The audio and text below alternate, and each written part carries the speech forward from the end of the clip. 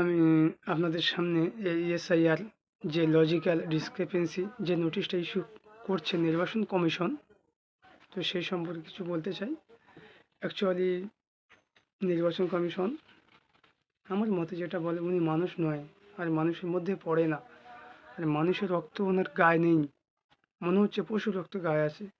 নয়তো যে ব্যক্তির 2002-এ যে ব্যক্তির ভোটার লিস্টে নাম আছে, যে ব্যক্তির 1992 হোক, 1990 হোক, 1962 হোক, 1966 হোক, 1952 হোক, 1993 সালে হোক, 1902 হোক, যে ব্যক্তির ভোটার লিস্টে নাম আছে, সেই ব্যক্তি আবার পুনরায় নাগরিক যাচাই করার জন্য এই এত কিছু মানুষের শুধু খালি পেরেশানি হয়রানি করছে, বিশেষ করে সংখ্যালঘু ভাই বোনদের উপরে। নির্বাচন কমিশনের একমাত্র উদ্দেশ্য যে সংখ্যালঘু ভাই বোনদের ভোটার সংখ্যা কমিয়ে দিয়ে একমাত্র বিজেপি শাসিত সরকারকে এই পশ্চিমবাংলায় নিয়ে আসার একমাত্র উদ্দেশ্য, যার কারণে এই পেরেশানিটা করছে। আপনারা লক্ষ্য করবেন যে 100%-এর মধ্যে নোটিশটা 100%-এর মধ্যে দেখবেন 90% সংখ্যালঘু ভাই বোনদের উপরে আসছে, আর 1% হিন্দু ভাই বোনদের উপর।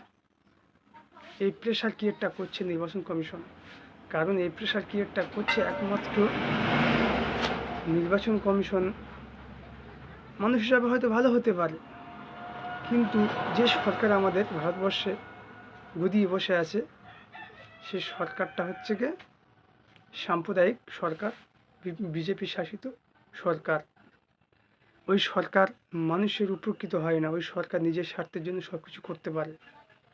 এই যে আমরা খেটে খাওয়া মানুষ দেশ বিদেশে, দিল্লি, বোম্বাই, গুজরাট, কেরালা, চেন্নাই, বিভিন্ন দেশে পেটের দায়ে শ্রমিকের কাজে গিয়েছে, কেউ লেবারের কাজে গিয়েছে, বিভিন্ন কর্মক্ষেত্রে গিয়েছে নিজের সংসারটুকু চালানোর জন্য। দেখা যাচ্ছে সেই ব্যক্তিগুলো আবার পুনরায় ফিরে আসতে হচ্ছে নতুন করে নাগরিক প্রমাণ করার জন্য।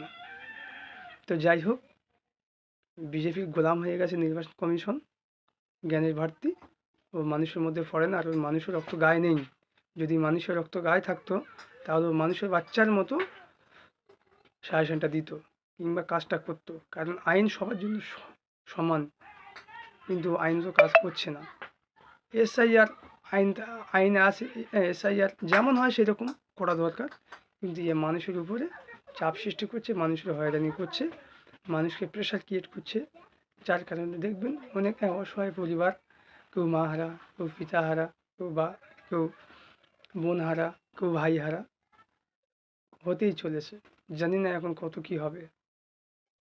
তো সংখ্যালঘু ভাই বোনদের বলতে চাচ্ছি, বিশেষ করে যে আইনটা পাশ করেছে সেই আইনটা লাগু হয়ে গেছে, এটা আর কিছু করা যাবে না। তো কিচ্ছু করার নেই, কারণ অসহায় আমরা, বিশেষ করে আজ থেকে 30 বছর আগে যারা মধ্যবিত্ত ছিল কিংবা গরিব মানুষ, খেটে খাওয়া মানুষ, তাদের ছেলেপুলে তো আর মাধ্যমিক পর্যন্ত পড়াশোনা করতে পারে না, পড়ানো অসম্ভব।